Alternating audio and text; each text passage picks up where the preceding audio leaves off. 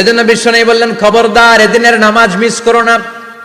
মান তারাকা সালাসা জুমাইন তাহাউনান, গাফলতি করে টানা 3টা জুমা যে ব্যক্তি মিস করলো, তাবা আল্লাহু ফি কলবিহি, রব্বুল আলামিন ওই লোকটার অন্তরের মধ্যে মোহর মেরে দেয়। ওয়া কুতিবা ফি জুমরাতিল মুনাফিকিন, মুনাফিকদের খাতায় তার নাম তুলে দেয়। 3টা জুমা যদি কেউ মিস করে, 2টা পানিশমেন্ট। এক হচ্ছে তবা আল্লাহু ফি কলবি, আল্লাহ অন্তরে মোহর মেরে দেয়। ভালো কথা ভাল লাগে না, নামাজ ভাল লাগে না, আজান ভাল লাগে না, ইসলাম ভাল লাগে না, শুধু মৌজ মাস্তি ভাল লাগে, গান বাজনা ভাল লাগে, এরকম আছে না নাই? জুমার নামাজে যায় না। আরেকটা হলো কুতিবা মিনাল মুনাফিকিন, মুনাফিকদের খাতায় নাম তুলে দেয়। আল্লাহ হেফাজত করো, আরো জোরে পড়েন আমিন। জুমার দিন আগে আগে মসজিদে আসবেন ইনশাআল্লাহ। সবাই রাজি? ইনশাআল্লাহ। আসেন, আল্লাহ জুমার ব্যাপারে কি ওয়াজ আমাদেরকে করলেন আমরা শুনি। শুনতে রাজি? আল্লাহ বললেন, ইয়া আইয়ুহাল্লাযীনা আমানু ইযা নুদিয়া লিস-সালাতি মিন ইয়াউমিল জুমআতি ফাসআউ ইলা যিকরিল্লাহি ওয়া যারুল বাই', যালিকুম খায়রুল লাকুম ইন কুনতুম তা'লামুন। পড়েন না আল্লাহু আকবার। আল্লাহ বললেন, ও আমার মুমিন বান্দারা শোনো শোনো। আপনাদেরকে অ্যাড্রেস করে আল্লাহ বলছেন, ও আমার মুমিন বান্দারা শোনো, ইযা নুদিয়া লিস-সালাতি মিন ইয়াউমিল জুমআ, জুমার নামাজের আযান যখন দেয়া হয়, ফাসআউ ইলা যিকরিল্লাহ, আল্লাহর স্মরণে তোমরা ধাবিত হও। ওয়া যারুল বাই', কেনা বেচা বন্ধ করে দাও। যালিকুম খায়রুল লাকুম ইন কুনতুম তা'লামুন, এটাই তোমাদের জন্য কল্যাণ যদি তোমরা বুঝতে পারো। জুমার নামাজের আযান যখন হয়, ফাসআউ ইলা যিকরিল্লাহ, আল্লাহর স্মরণে তোমরা বের হয়ে যাও। আল্লাহু আকবার। ফাসআউ ইলা যিকরিল্লাহ ইযা নুদিয়া লিস-সালামি ইয়াউমিল জুমআ, জুমার নামাজের আযান যখন দেয়া হয় বের হয়ে যাও, তখন কোনো কাজ রাখা যাবে না। এই আযান দ্বারা উদ্দেশ্য হচ্ছে খতিব সাহেব খুতবা দেওয়ার জন্য মিম্বারে বসলে যে আযানটা দেয়া হয়, এই আযান। কথা বুঝতে পেরেছেন? কিন্তু দুর্ভাগ্যজনক হলে সত্য, আমাদের বাংলাদেশে এই আযানটা কেন যেন মুয়াজ্জিন ভাইরা ইমাম সাহেবের সামনে এসে আস্তে আস্তে দেয়, ছোট ছোট করে ইমাম সাহেবের মুখের উপরে দেয়, মাইকে দেয় না। এটা পাইছে কই? এটা যে কোত্থেকে ঢুকছে এক আল্লাহই ভালো জানে। আযান মানে অ্যানাউন্সমেন্ট। আযান মানে কি? কথা বলেন। অ্যানাউন্সমেন্ট কি জোরে হবে না আস্তে? তো সব আযান মাইকে এত সাউন্ড করে, এই আযানটা ইমাম সাহেবের মুখের সামনে এসে ছোট ছোট করে কেন দেয়? এটার কোনো দলিল আছে বলে আমার জানা নাই। এই আযানটাও মাইকে হতে হবে। আমি পৃথিবীর যত দেশ ঘুরেছি, অনেক বড় বড় মসজিদে আমি জুমার সালাত করেছি, সব জায়গায় মক্কাতুল মুকাররমা সহ মসজিদে নববী সহ সব জায়গায় খতিব সাহেব জুমার মিম্বারে বসার পরে যে আযানটা দেয়া হয়, এটাও অন্যান্য আযানের মতো মাইকে দেয়া হয়। আল্লাহ বললেন, ইযা নুদিয়া লিস-সালামি ইয়াউমিল জুমআ, জুমার দিনে আযান যখন দেয়া হয়, এই আযান দ্বারা উদ্দেশ্য হচ্ছে খতিব বসলে যে আযান 12:30 সোয়া 12টার দিকে যে আযান, এই আযান উদ্দেশ্য নয়। বিশ্বনবীর সময়ে এই 12:30 সোয়া 12টার দিকে যে আযান ছিল, এটা ছিল না।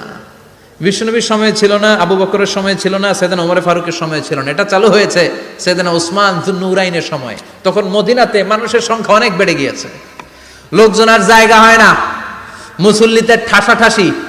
উনি ঘোষণা দিলেন, সুক জাওরা, জাওরা নামক বিশাল একটা বাজার আছে, ঘোষণা দিলেন এখন থেকে ওই জায়গায় জুমার নামাজ হবে।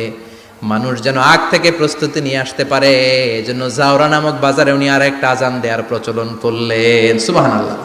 সেখান থেকে আজ অবধি আমরা এই অতিরিক্ত আযানটা দিয়ে থাকি। এটা নবীর সুন্নাত না, এটা সাহাবীর সুন্নাত।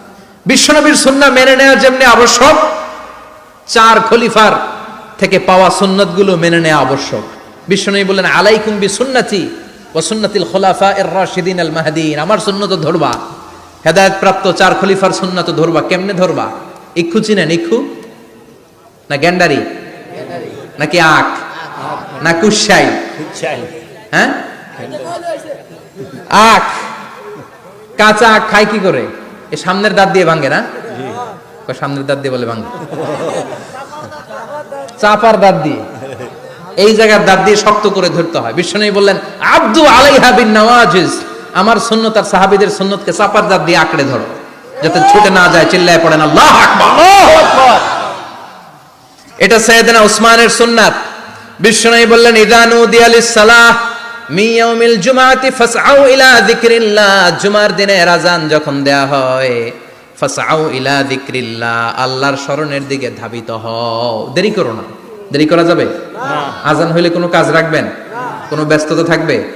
কাজ একটাই, জুমার নামাজ। চিল্লায় বলেন কাজ একটাই, সেটা কি? জুমার নামাজ। আল্লাহ বললেন ফাসআউ। ফাসআউ এর শাব্দিক অর্থ হচ্ছে দৌড়াও। আসলে কি?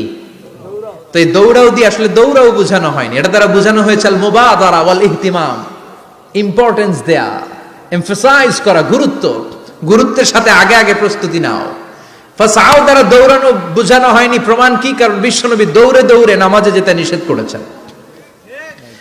বিশ্বনবী বলেছেন ইদা উকিমাতিস সালাহ, মনোযোগ দিয়ে শুনেন, ইদা উকিমাতিস সালাতু ফালা তাতুহা তাসআউন ওয়া আতুহা তামশুন আলাইকুম বিসাকিনাহ ফামা আদরাকতুম ফাসাল্লু ওয়া মা ফাতাকুম ফাতিম্মু। যখন নামাজ শুরু হয়ে যায় দৌড়ে দৌড়ে যাবে না। তামশুন, হেঁটে হেঁটে যাও। আলাইকুম বিসাকিনা, ধীরে ধীরে যাও।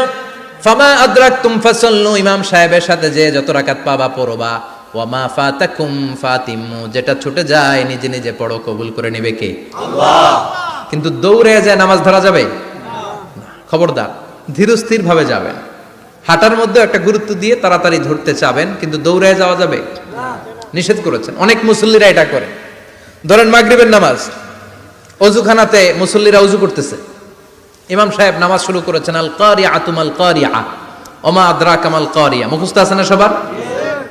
মুসল্লি মনে করতেছে ওযু হয়েছে আমার অর্ধেক, এখন যদি তাড়াতাড়ি ওযু না করে দৌড় না দেই রাকাত পাওয়া যাবে? রাকাত পাওয়ার জন্য দিছে দৌড়। মসজিদে হচ্ছে টাইলসের মসজিদ, পিছলায় পয়রা মুসল্লি একদিকে, লুঙ্গি আরেকদিকে। আছে না নাই? আমার কাছে খবর আছে এরকম পা ভাঙছে অনেকের। রাকাত ধরার জন্য মুসল্লি তাড়াহুড়ো করে দিছে দৌড়, মুসল্লি একদিকে লুঙ্গি, ঠ্যাং ভাঙা শেষ, এখন ল্যাংড়া। বিশ্বনবীর কথা মানে নাই, ওটারে ল্যাংড়া বানাইছে কে? আল্লাহ। এজন্য বিশ্বনবী বললেন খবরদার দৌড়ে যাবে না। একামত হয়ে গেলে ধীরস্থির ভাবে যাও, কেননা দৌড়ে দৌড়ে আপনি কার দরবারে যাবেন? উনি তো সব রাজার বড় রাজা, মহারাজা। মহারাজার দরবারে তাড়াহুড়ো করা যায় নাকি? না। ফিট হয়ে কাপড় চোপড় পরে আতর টাতর মেখে ধীরস্থির ভাবে যাবেন। দৌড়ে গেলে আপনার হার্টবিট বেড়ে যাবে, আপনার ব্রেথ ইন ব্রেথ আউট, শ্বাস প্রশ্বাস বেড়ে যাবে। তো হাঁপানির চোটে তো আপনি হাঁপাতে থাকবেন। আপনি তাহিয়া পড়বেন কখন, তাসবিহ পড়বেন কখন, আল্লাহর প্রশংসা করবেন কখন? চিল্লা এখন ঠিক কিনা? এজন্য আল্লাহ বললেন ফাসআউ ইলা যিকরিল্লাহ। জুমার নামাজের আজান যখন হয়ে যায় তোমরা আল্লাহর জিকিরের দিকে ধাবিত হও। যিকরিল্লাহ, আল্লাহর স্মরণ। জিকির মানে কি? আল্লাহর স্মরণ। কিন্তু এই জিকির দ্বারা এই আয়াতের উদ্দেশ্য হচ্ছে আল খুতবাতাইন, জুমার দুই খুতবা। জুমার জিকিরের অনেক অর্থ আছে। জিকির মানে সালাত, জিকির মানে কোরআন, জিকির মানে ওয়াজ, জিকির মানে সম্মান। আবার জিকির মানে জুমার দুই খুতবা। আবার জিকির মানে সুবহানাল্লাহ, আলহামদুলিল্লাহ, লা ইলাহা ইল্লাল্লাহ, সুবহানাল্লাহ, আলহামদুলিল্লাহ, লা ইলাহা ইল্লাল্লাহ, লা ইলাহা ইল্লাল্লাহু মুহাম্মাদুর রাসূলুল্লাহ সাল্লাল্লাহু। এটাও জিকির। সুবহানাল্লাহ, আলহামদুলিল্লাহ, আল্লাহু আকবার। এই তিন জিকিরের চেয়ে শ্রেষ্ঠ কোনো জিকির আছে? কথা কন। বিশ্বনবী প্রত্যেক ফরজ নামাজের পরে সুবহানাল্লাহ 33 বার, আলহামদুলিল্লাহ 33 বার, আল্লাহু আকবার 34 বার পড়তেন। রাজি আছেন? সবাই পড়তে রাজি আছেন? ইনশাআল্লাহ। লাফালাফি করবেন না তো? ঘাড় বাঁকা করবেন না তো? হুই হুই করে চিল্লাফাল্লা করা যাবে? জিকিরের মধ্যে সৌন্দর্য আছে না নাই? আল্লাহ নিজেও সুন্দর। আল্লাহর কাছে যেটা আমরা পেশ করব সবটাই সুন্দরভাবে পেশ করতে হয়। চিল্লা এখন ঠিক কিনা? তার মানে জিকিরের অনেক অর্থ। জিকিরের এক অর্থ হলো কোরআন। জিকিরের এক অর্থ কি? কোরআন। আপনি যখন কোরআন পড়েন তখন জিকির করেন কার? আল্লাহ। কথা বলেন। আল্লাহ। আবার আপনি যখন নামাজ পড়েন জিকির করেন কার? আল্লাহ। আবার আপনি যখন লা ইলাহা ইল্লাল্লাহ এটা পড়েন জিকির করেন কার? আল্লাহ। ঝিনুকের ভেতর লুকিয়ে থাকে যেমন মতি, ঝিনুকের ভেতর লুকিয়ে থাকে যেমন মতি, কালমা শাহাদাতে আছে আল্লাহর জ্যোতি, কালমা শাহাদাতে আছে আল্লাহর জ্যোতি। পড়েন সুবহানাল্লাহ। সুবহানাল্লাহ। লা ইলাহা ইল্লাল্লাহ সবচেয়ে শ্রেষ্ঠ জিকির। সাইয়েদনা মূসা আলাইহিস সালাম আল্লাহরে বললেন, আল্লাহ আল্লিমনি যিকরান, আপনি আমার এমন একটা জিকির শিখাইয়া দেন, লা ইয়ালামুহা ইল্লা আনতা ওয়া আনা, যে জিকিরটার শব্দ আপনি আর আমি ছাড়া কেউ জানবে না। সুবহানাল্লাহ। দুনিয়াতে যত অদ্ভুত অদ্ভুত প্রশ্ন ছিল ওনার, বিভিন্ন বিষয়ে আল্লাহরে প্রশ্ন করতেন। আল্লাহরে বললেন, আল্লাহ আল্লিমনি কালিমাতান আল্লিমনি যিকরান লা ইয়ালামুহা ইল্লা আনতা ওয়া আনা, ও আল্লাহ এমন একটা জিকির আমারে শিখান, দিনে রাতে সব সময় এই জিকির আমি করব, আপনারে ডাকবো, কিন্তু শর্ত হলো এই জিকিরটা জানবে শুধু আপনি আর জানবো শুধু আমি, কেউ জানবে না। আল্লাহ বললেন, মুসা পড়ো লা ইলাহা ইল্লাল্লাহ, লা ইলাহা ইল্লাল্লাহ, লা ইলাহা ইল্লাল্লাহু মুহাম্মাদুর রাসূলুল্লাহ সাল্লাল্লাহু। আল্লাহ বললেন, মুসা পড়ো লা ইলাহা ইল্লাল্লাহ। মুসা আলাইহিস সালাম কয়, মাবুদ এটা তো জাতীয় জিকির, সবাই জানে। জানে না, জানে না লা ইলাহা ইল্লাল্লাহ এমন কেউ আছে? কথা কন, জানেন না আপনারা? কথা বলেন, জানেন না? মুসা আলাইহিস সালাম বললেন, আল্লাহ এটা জাতীয় জিকির কইলেন কেন?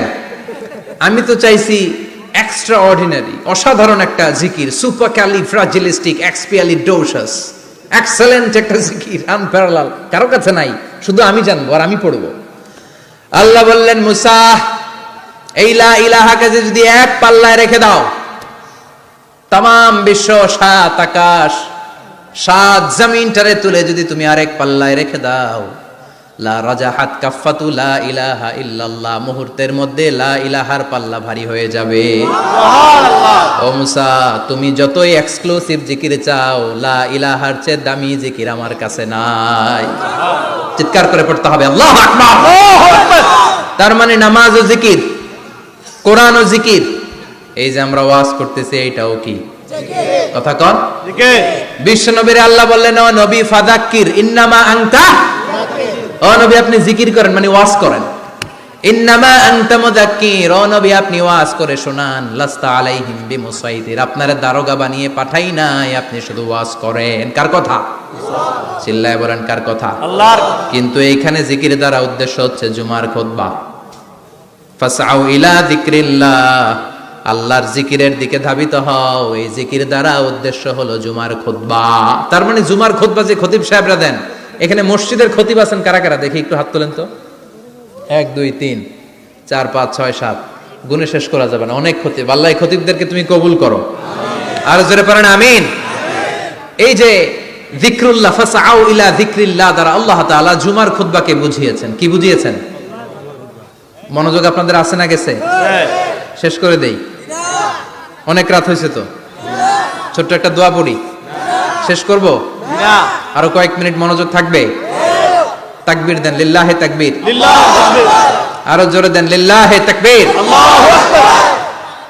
ফাসআউ ইলা যিকরিল্লাহ, আল্লাহর জিকিরের দিকে, আল্লাহর স্মরণের দিকে ধাবিত হও।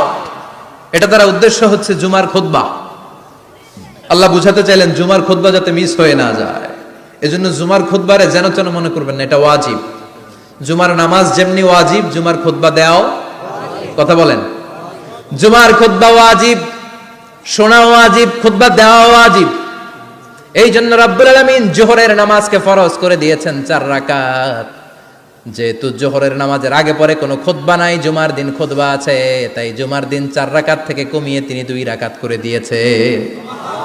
কি ব্যালেন্সড ইসলাম, কি ভারসাম্যপূর্ণ আমাদের জীবন বিধান।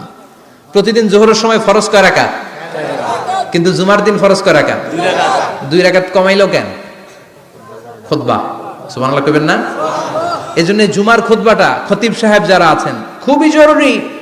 এটাকে খুব কনস্ট্রাকটিভ মুডে সমাজে তুলে ধরতে হবে, মানুষকে এডুকেট করতে হবে, ইনস্ট্রাক্ট করতে হবে। আপনাদের অনেক দায়িত্ব, you have huge responsibilities in your shoulder. আপনাদের অনেক দায়িত্ব। খতিব যারা, এটা ছোটখাটো কোনো রেসপন্সিবিলিটি নয়, এটা অনেক বড় দায়িত্ব। এজন্য জুমার দিন মানুষকে আপনার শিক্ষিত করতে হবে। এই জুমার খুতবা, জুমার আলোচনার সাথে পৃথিবীর কোনো আলোচনার কোনো মিল নাই, কারণ জুমার আলোচনা সব সময় অন টাইম, একটা নির্ধারিত সময় হয়। পৃথিবীর অন্য কোনো আলোচনা নির্ধারিত সময় হয় নাকি? কথা কন। আমরা বক্তারা নির্ধারিত সময় মাইক পাই? কথা কন। কোনোদিন 8টায়, কোনোদিন 9টায়, আজকে বসছি কয়টায়? কিন্তু জুমার খুতবার এটা চেঞ্জ হয়। কি বরকতের একটা জলসা, ওই দিন সবাই আসতে হয় মসজিদে। ফুল টাইম নামাজি এরা আসে, পার্ট টাইম নামাজি এরা আসে, বেনামাজি এরাও আসে, আস্তিক এরা আসে, নাস্তিক এরাও আসে, আওয়ামী লীগ আসে, বিএনপি আসে, জাতীয় পার্টি আসে, জামাত ইসলাম আসে, হেফাজতে ইসলাম আসে, তাবলিগের ভাইয়েরা আসে, পীরের মুরিদেরা আসে, সবাই আসে। তাহলে এটা জরুরি দিন না? তাফসির মাহফিলের সাথে জুমার একটা মৌলিক পার্থক্য হচ্ছে, তাফসির মাহফিল আমাদের ধরে রাখতে হয়। কি করতে হয়? ধরে না রাখলে শ্রোতা উঠে যায়। কিন্তু জুমার খুতবা কি ধরে রাখা লাগে? কথা কন, ওঠার সুযোগ আছে? কারণ সামনে কি জুমার নামাজ। সুবহানাল্লাহ কইবেন না? এটা অনেক জরুরি। এজন্য জুমার খুতবা যারা দেন এরা বিশ্বনবীর দায়িত্ব পালন করেন। আল্লাহু আকবার। বিশ্বনবীর মাদানী ইনিংস কয় বছরের? 10 বছর। বিশ্বনবীর মাদানী ইনিংস শুরু হয়েছে মসজিদে নববী তৈরি করার মধ্য দিয়ে। বিশ্বনবী মসজিদে নববী তৈরি করার পর মসজিদে নববীর খতিব হিসেবে দায়িত্ব নিলেন। সুবহানাল্লাহ। বিশ্বনবী একটা, দুইটা, পাঁচটা, 10টা না, মসজিদে নববীতেই 10 বছরের ইনিংসে 500টারও বেশি জুমার খুতবা দিয়েছেন। সুবহানাল্লাহ। বাড়িতে যায় বললেন কত খুতবা? 500রও বেশি খুতবা দিয়েছে। মদিনার সমাজটা এমনি জান্নাতি সমাজ হয় নাই। মদিনার সোসাইটিটাকে জান্নাতি সমাজ বানানোর জন্য বিশ্বনবীকে 500টা বক্তব্য দিতে হয়েছে। চিল্লায় পড়েন আল্লাহু আকবার। প্রতি সপ্তাহে যে আয়াতগুলো নাজিল হতো বিশ্বনবী এগুলো নিয়ে কথা বলতেন। এই সপ্তাহে যে সমস্ত আয়াতগুলো নাজিল হলো ওই আয়াতগুলো নিয়ে বিশ্বনবী জুমার দিন খুতবার মধ্যে কথা বলতেন। এই সপ্তাহের মধ্যে রাষ্ট্রীয় যত ক্রাইসিস আছে এই সমস্যাগুলো নিয়ে বলতেন। এই সপ্তাহে সমাজের মধ্যে বড় বড় যত ঘটনাগুলো ঘটে গেল এগুলো নিয়ে বিশ্বনবী জুমার দিন কথা বলতেন। সুবহানাল্লাহ। এজন্য খতিব যারা আছেন জুমার আলোচনাটা অনেক কনস্ট্রাকটিভ, ফ্রুটফুল হতে হবে, কোরআনের আলোকে হতে হবে। বিশ্বনবী জুমার খুতবা দিচ্ছেন, হঠাৎ বিশ্বনবী দেখলেন হাসান আর হুসাইন লাল 2টা জামা পরে জুমার মসজিদের মধ্যে ঢুকে একবার কাতারের এইদিকে দৌড় মারে, আরেকবার ওইদিকে দৌড় মারে। ছোট বাচ্চাদের এরকম দৌড়াদৌড়ি আছে না নাই? রাজা মেয়ারও আছে। ছোট বাচ্চাদেরকে মসজিদে ঢুকতে দেন তো না বের করে দেন? বের করে দেয়। সর্বনাশ। বাচ্চাদেরকে মসজিদ থেকে বের করবেন না, কখনোই বের করবেন না। তুরস্কের বিভিন্ন মসজিদে বড় বড় ফেস্টুন দিয়ে লেখা থাকে তারাবির নামাজে, জামাতের নামাজে মুরব্বীরা যখন সামনে নামাজ পড়বে পিছন থেকে যদি ছোট বাচ্চাদের চিল্লা চিল্লি আর কিচির মিচির শব্দ শুনতে না পাওয়া যায় তাহলে ভবিষ্যৎ প্রজন্ম নিয়ে আপনারা চিন্তিত থাকুন। পিছনে যদি বাচ্চাদের হই হুল্লোড় না থাকে, চিল্লা ফাল্লা না থাকে, তার মানে নেক্সট জেনারেশন এগুলো মুসল্লি হবে না, এগুলো হবে ডাকাত। এজন্য এরা বিভিন্ন প্রজেক্ট চালু করেছে। 40 দিন টানা ফজরের নামাজ যে ছোট বাচ্চারা মসজিদে এসে পড়বে ওই প্রজেক্টের আওতা থেকে একটা করে সাইকেল দিয়ে দেওয়া হচ্ছে। সুবহানাল্লাহ কইবেন না? কুয়েতে আরেকটা প্রজেক্ট করছে, ফজরের নামাজে মুসল্লি নাই। কুয়েতের এই প্রজেক্ট হচ্ছে marriage project, second marriage project, দ্বিতীয় বিবাহ প্রকল্প।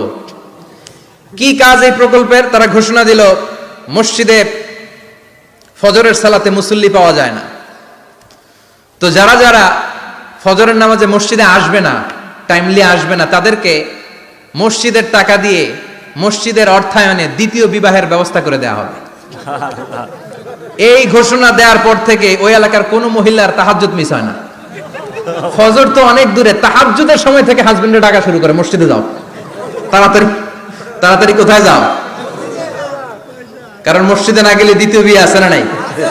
সুবহানাল্লাহ কইবেন না? What a project, what a project, কত চমৎকার প্রজেক্ট। এই প্রজেক্টগুলো নেওয়ার দরকার আছে না নাই? এজন্য ছোট বাচ্চাদেরকে মসজিদ থেকে তাড়িয়ে দেওয়া যাবে না, এদেরকেও নিয়ে যান।